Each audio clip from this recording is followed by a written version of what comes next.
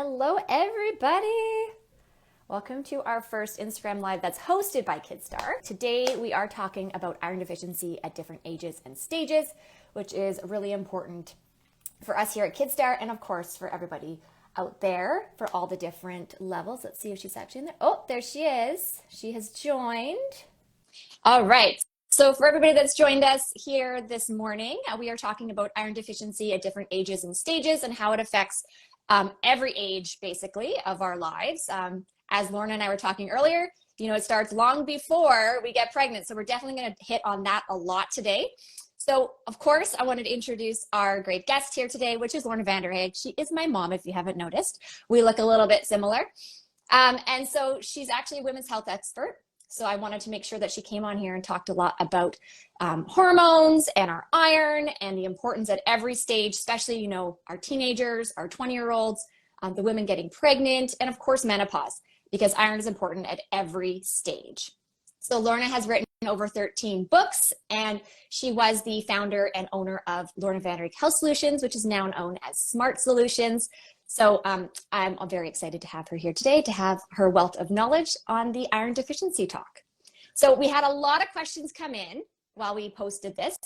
And so I also want to make sure that if you have questions while you're watching, put them down in the bottom and we will make sure we answer them as we go or at the end.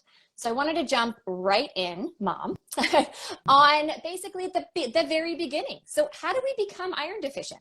Well, we become iron deficient through many different ways. Often it's diet, because we should be consuming about 20 milligrams of iron from our daily diet. And most of us, according to the latest research, are consuming 8 milligrams.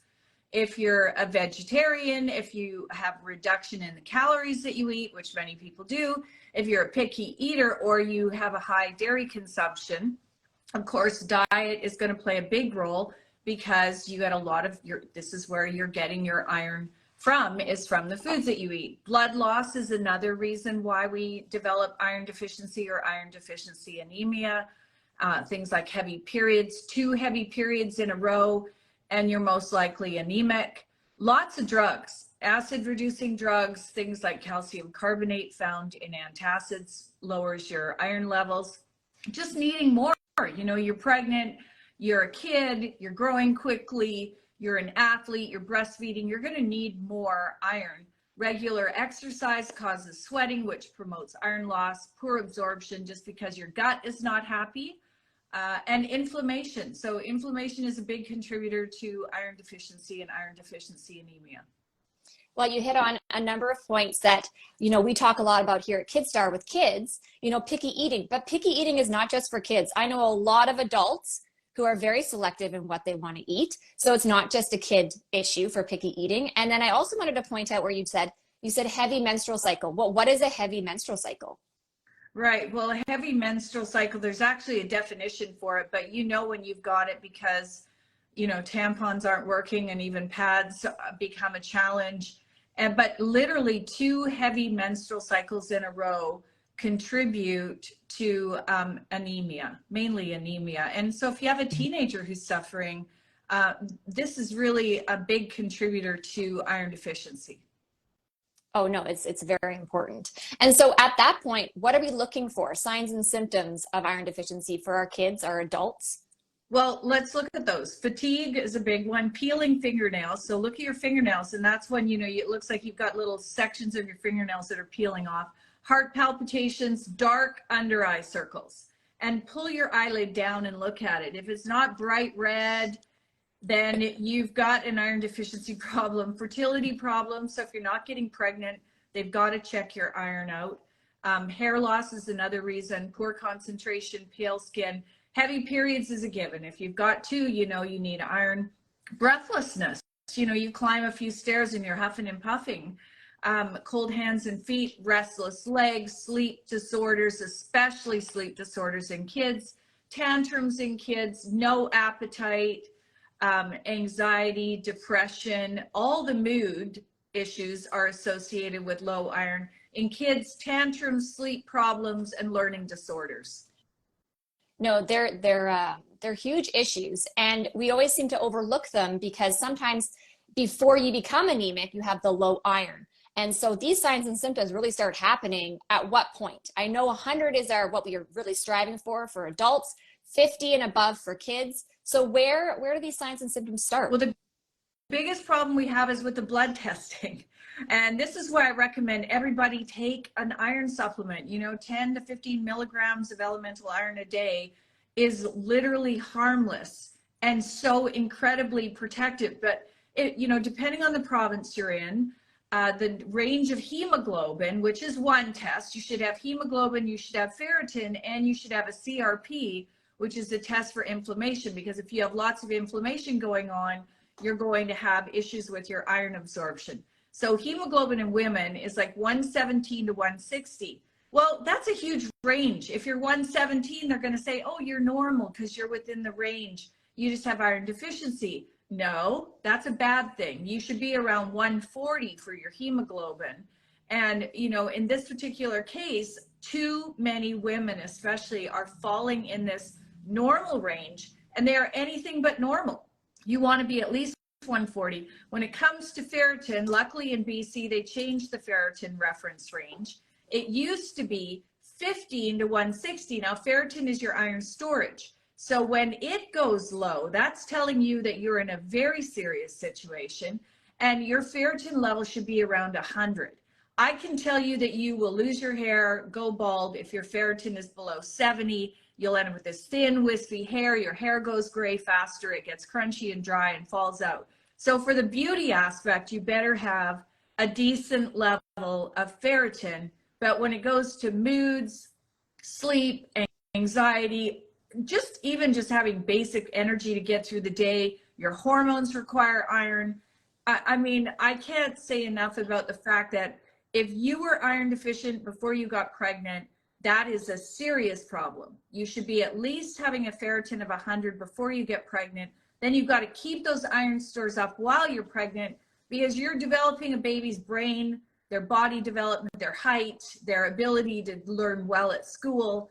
All of these things are so important. And of course, if you've got kids who are athletes, and think about it, a lot of our teenage daughters, they are athletes. They are in soccer and baseball and swimming and horseback riding, and they're bleeding every month.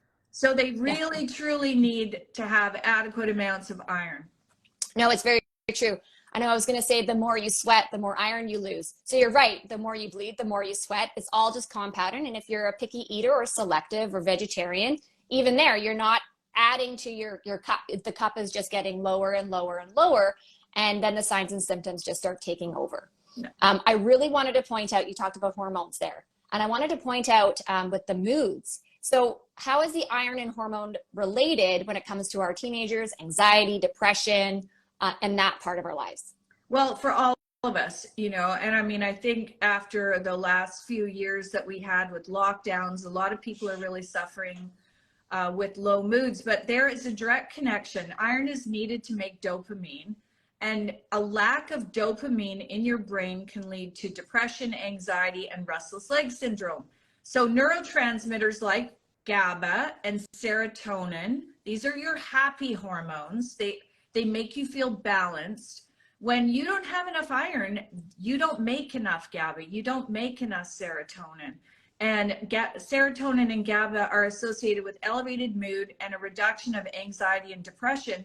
And the British Medical Journal in 2020 did a great article showing that people with iron deficiency, so this is just iron deficiency, which our doctors for some reason seem to be so worried about, yes, which I am very worried about, had significantly higher risk and incidence of anxiety disorders, depression, sleep disorders, and psychotic episodes. I mean, you think about teenagers and how their menstrual cycle creates all this drama emotionally.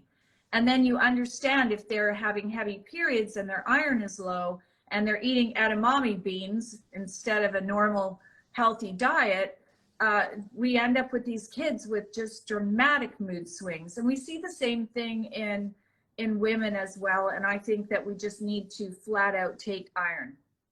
No, I completely agree. And so when we're talking about taking iron, obviously it's every day. And then if we suspect we have low iron, of course, we're going to have a therapeutic dose. So how often should we be getting our iron levels tested? Well, I mean, I'm a big fan of every January you go and you have a whole battery of tests done. You print off the copy, you put it in a file, and you call that your home health medical file. And people who've been following me for decades know that this is a really important thing to do. You know, I'm really working hard to find a way to do an iron test in kids where you don't have to do a blood draw. And, you know, we're getting very, very close. So when we do, you know, KidStar will be one of the companies that'll want to have that test. But, you know, definitely annually, if you've got heavy periods or your hair is falling out, then you definitely need to have iron testing more often. When we look at dosing, I think every single person should be taking a minimum of 10 milligrams of elemental iron every single day. If you're pregnant, you know, probably more like 28. If you're iron deficient or you're anemic, you know, you can take between 30 and 45 milligrams of elemental iron. Now, this always confuses people because when they go to the doctor says, oh, take 200 milligrams. Well, that would be a lot of iron to take. If you're taking a good quality iron supplement that is micronized and microencapsulated, which by the way is the only kind I recommend, has to be micronized and microencapsulated. This ensures that you absorb the iron. It goes right to the iron receptors in the small intestine. It raises hemoglobin and ferritin quickly. You don't get constipated. You don't have tummy upset. And when it comes to liquid irons, which I love, you want to make sure they're micronized and microencapsulated. Otherwise, they turn your teeth gray. And anyone who's got, you know, a lot of beautiful white teeth always is shocked to find out when their teeth all start to go gray. And one thing I want to point out before I move on from this subject, because we talked about hormones, is that there is a direct connection between your thyroid and iron. And you absolutely need to have iron. It is used to make, we call it synthesizing thyroid hormones. So it's used to make and to metabolize your thyroid hormones. It is needed, iron is needed to convert your T4 thyroid hormone into the more potent, more active T3. And they have found that simply treating iron deficiency or iron deficiency anemia and a lot of people's low thyroid completely reverses. And this was studied in the Journal of Endocrinology in 2019, where they actually gave women who were diagnosed with low thyroid. So they were told they were hypothyroid and they had low iron, and they gave them IV iron and their thyroid problem disappeared.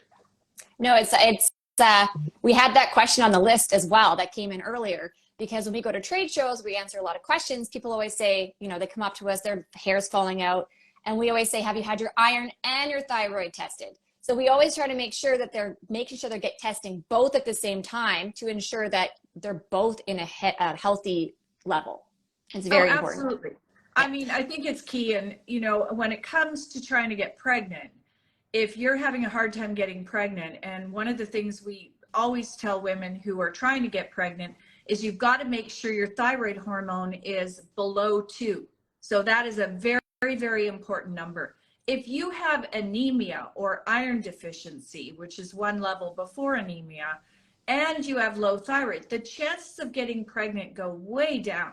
So these two factors are incredibly important, and probably even more important for every single woman out there, because if you have low thyroid, your moods are not elevated, you have low moods, you gain weight, your hair falls out, you feel like you're pushing yourself through the day, you cannot lose weight, your energy levels are terrible, you have no libido. It's probably one of the worst conditions that women suffer from, and it is directly linked to low thyroid and low iron.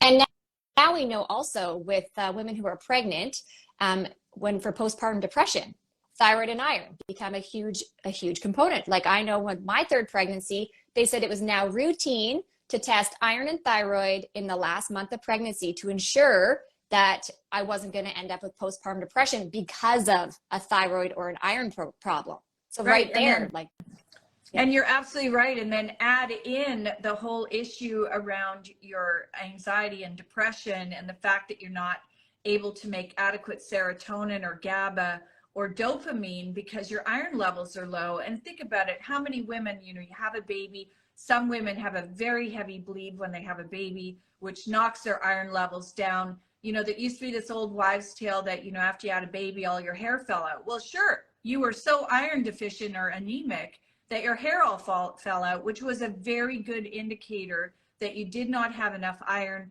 to make your serotonin and your GABA and all of the other good hormones that you need to feel fit and strong to be able to deal with having a newborn.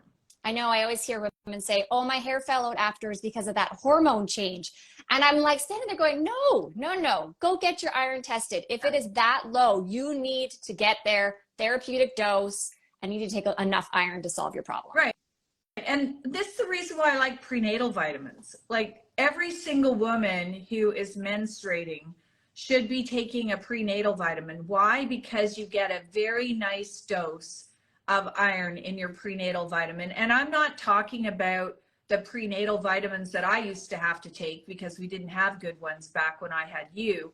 Everyone took Materna, which is the worst prenatal out there for causing constipation. And so you want a really good prenatal supplement that has micronized, microencapsulated iron.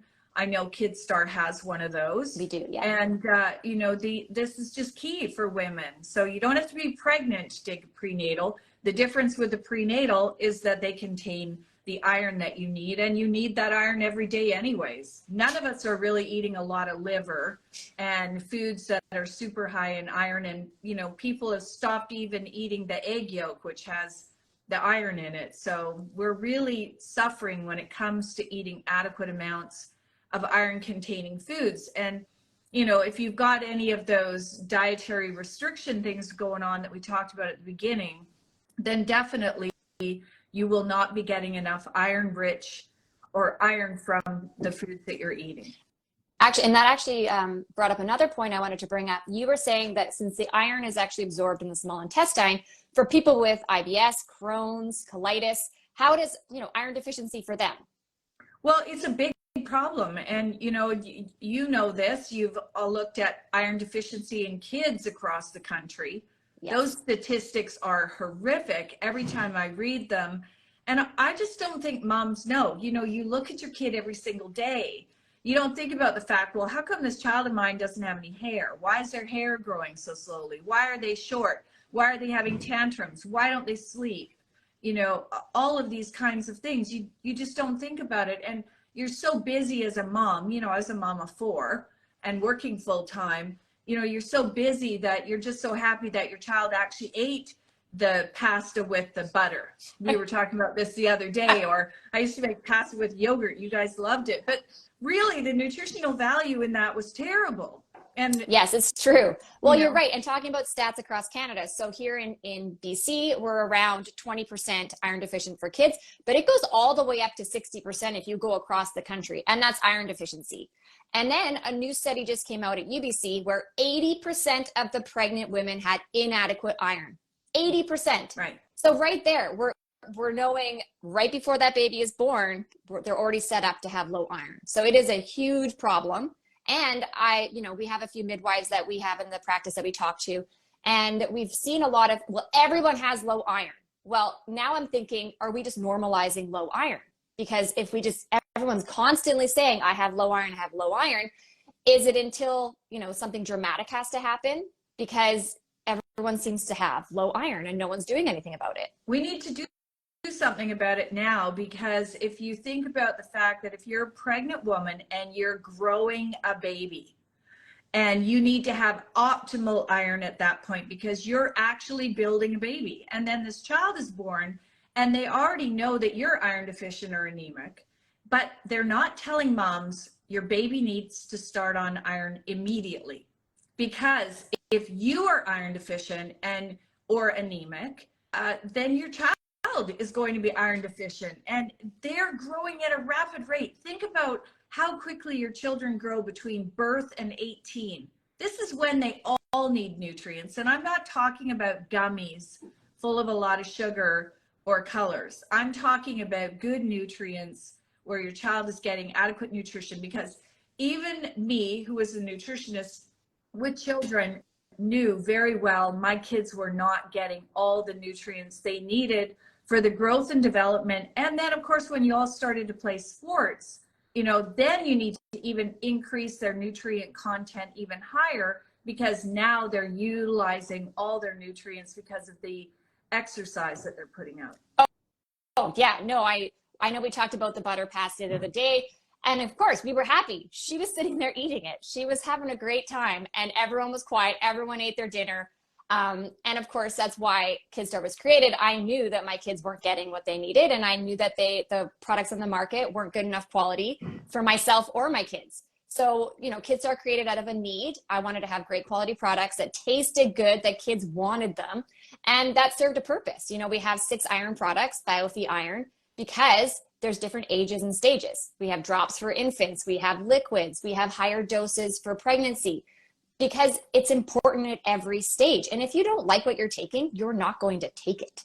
And that's the biggest issue.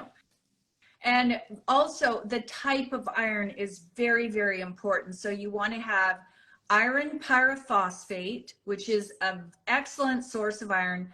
And then it has to be micronized and microencapsulated, and it's got to be in the right dose. So a lot of the irons, especially some of the very popular liquid irons that are out there, are only 5 milligrams of iron per teaspoon.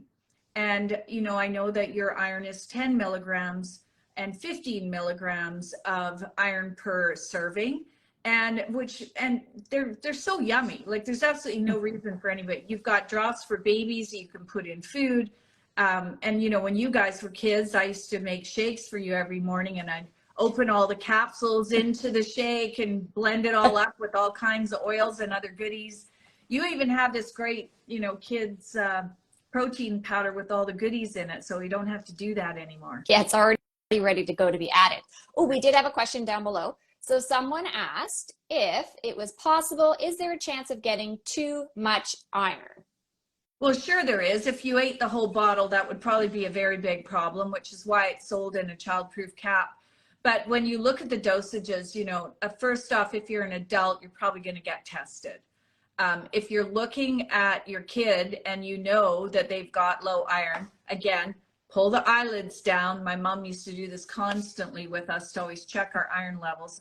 And, you're not going to get toxic if you're taking doses that are recommended on the label. So if you see, for example, like with kids, it would be 10 to 20 milligrams. Your doctor may put your child on 50 milligrams, depending on how anemic they are. For example, Caitlyn, you went through this with one of your daughters after you had a C-section and a placenta previa bleed. Your daughter had to go on much higher levels of iron, but the dosages that are on the label, 15 milligrams, 10 milligrams, these are very small doses and they're very safe. If you go and get tested and you find out that you're one of the very, very tiny percentage of the population that has a condition called hemochromatosis, which is iron overload, more commonly seen in men than women, by the way, then you might not want to take iron. But that is so rare. The majority of us, like when I had heavy periods, my ferritin was at 5 and my hair was falling out in chunks and I was so exhausted all the time. At that point, I needed to take 30 to 45 milligrams of elemental iron. And I think it's also really important when you buy an iron supplement, look for that micronized, microencapsulated, and the word elemental. If the bottle doesn't say elemental iron, don't touch it, because they're not even being honest about what they're selling you in the product. No, it's true. The elemental is extremely important because it's how much iron you're actually getting in that serving for your body to absorb. And of course, our products have maintenance doses on them. So that's the iron you should be getting every single day. And so yes, it's very safe to take a maintenance dose. I wanted to point out about the hemochromatosis. A number of people with hemochromatosis can still be iron deficient. It doesn't mean you would never become iron deficient or that you don't need iron. It's that your body can't regulate, so you can accumulate too much. So there are a large population of hemochromatosis patients who are low iron. So it is still very important to be monitoring your iron levels when you have an iron overload genetic condition. That's absolutely true. And I carry the hemochromatosis genes and have never been iron overloaded in my entire life. I've spent the majority of my life with low normal iron. Yeah, so it's very important to be paying attention to both. I wanted to touch on menopause as well, because a lot of people think once you stop menstruating, you don't need iron. Oh, it's one of the biggest myths out there. I mean, a lot of perimenopausal women, so this is the 10 years before your periods stop, end up with terrible, terrible heavy periods. And we talked about this earlier, that, you know, just 2 heavy periods in a row and you become anemic. Well, if you've suffered with heavy periods during your perimenopause years, by the time you hit menopause, you're in a terrible iron deficient state. And you need to have iron to make GABA, to make dopamine, to make thyroid. Think about all these women who get diagnosed with low thyroid in their late 40s, early 50s, who really have developed low thyroid because they've had such terrible low iron. And if you want to have adequate moods, energy, and you want to keep a nice thick head of hair and have strong fingernails, you definitely want to take iron. You know, think about when we used to go visit my mom in the nursing home, and all the ladies in the nursing home had basically this thin, wispy hair. They were fed terrible food, and nobody got iron supplements. I guarantee you no one looked at their iron levels. You need to have iron, right, until you become an angel. No, it's very true when you talked about the wispy hair with our kids as well. So with kids, the hair doesn't come in very full. So that's the wispy hair for the kids. But then, of course, as we age and the hair starts thinning, is the opposite with adults. So it's not coming in very full for kids. And then, of course, it's falling out or becoming thin as an adult. So it's almost like you can see it on both sides. And I mean, we get a lot of symptoms that we kind of ignore. You know, the things like the hair loss and the heart palpitations and the peeling fingernails and the dark under eye circles. These are all signs. Look at your kids. And for the grandmas on the call, look at your grandchildren, because often it's hard when you're the mom looking at your kid every day to see these things that other people notice. You know, I remember when we used to do in-store demos with iron, and the mom would come up looking for iron for herself, and I'd be like, oh my, your children are really iron deficient, because the whole family's eating the same food. It's very true. Especially if you have a restrictive diet at home, and even the kids are probably eating even less than what the parents are eating, because, you know, they only like so many options at dinner time.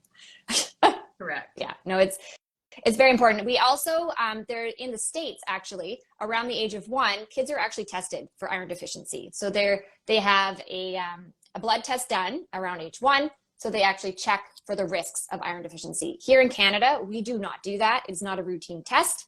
I think it should become one. I think that at birth, we should be doing a heel prick. And I think at age 1, we should be doing a test, because once the behavioral symptoms start showing up with our kids, you know, they're already deficient. And we really don't want our kids to be walking around the way that adults feel when they're low iron, right? A child cannot express themselves when they have less oxygen going to their body. Their brains are not functioning to the right level. Some of them get diagnosed with ADHD, or their ADHD symptoms can just be worse because they have low iron. So I really think we should be doing testing on kids no matter what. Oh, I agree. I absolutely think it is essential that we get our kids tested, and better yet, make sure that, you know, your kids are getting a shake every day. And you can get a shake like what KidStar has for kids, and then put the iron liquid into your shake every day. And then you can feel good as a mom that if your kid only likes to have white pasta with white sauce and nothing else, that at least, you know, your child got their nutrients every single day. I think it's absolutely key. And, you know, hopefully moms that are on the call today on the story will now start looking at getting their kids tested. No, I completely agree. And I wanted to thank you very much for being on our Instagram Live today. And I want to say, the people that are following KidStar and not yet following Lorna, how do we reach you? Oh, so go to Lorna Vanderhaeghe Instagram, and also you can go to lornahealth.com, which is my website that's packed with tons of information. Thanks a lot for having me on the call today. Thank you very much, everybody. Have a great day.